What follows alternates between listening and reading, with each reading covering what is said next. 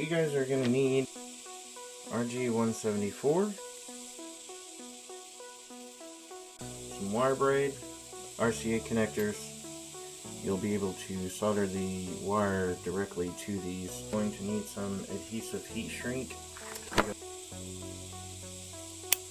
Put the heat shrink over the ends of the braid, and then run your screw down outside casing on the wire, and then you can begin soldering this connector on.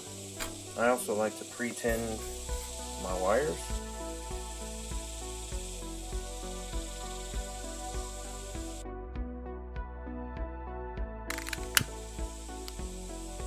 You'll know if you use enough heat when you start to see the adhesive come through the heat shrink.